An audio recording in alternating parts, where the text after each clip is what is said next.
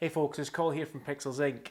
Slightly different topic today. We're going to move off of actually talking about design and get more into the communication aspect of design.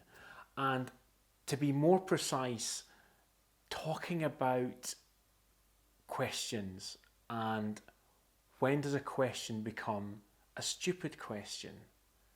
In my mind, there is no such thing as a stupid question.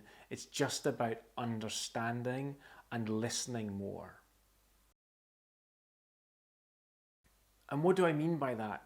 Well, over the years, I've had many meetings with clients where I've just got the feeling that they've not understood something that I've said, but they've not come back to me and asked me to clarify that.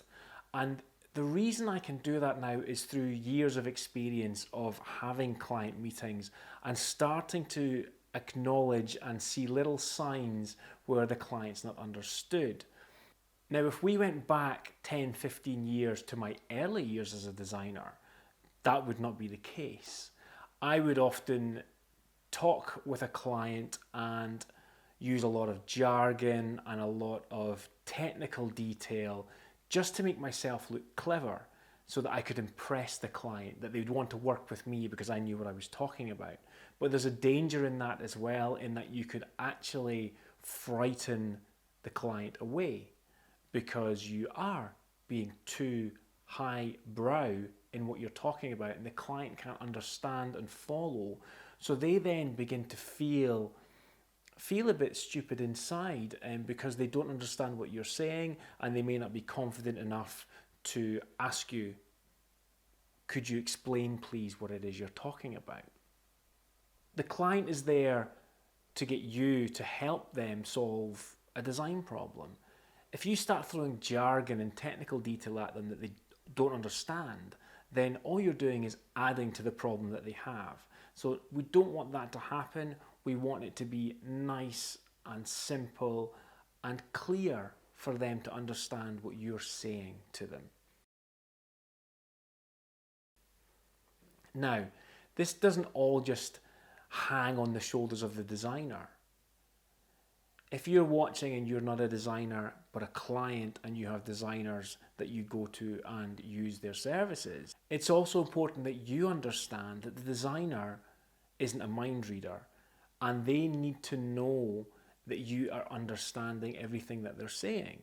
So if they say something which you don't clearly understand, please stop the designer and ask them if they could elaborate a little bit more, or maybe draw a sketch to explain what exactly it is that they're trying to get across to you. Because if you don't stop the designer and they are under the assumption that you understand everything, what can happen there is that the project can start and it can go down the wrong path because goals have not been set clearly enough and the designer thinks you want one thing, whereas your understanding is that you're going to get another. So make sure that when you are with your designer, you can ask questions.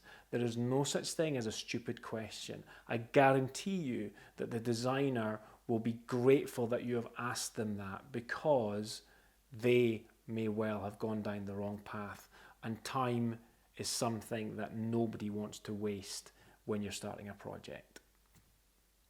By learning to communicate better, both you and the person that you're speaking to will both feel at ease.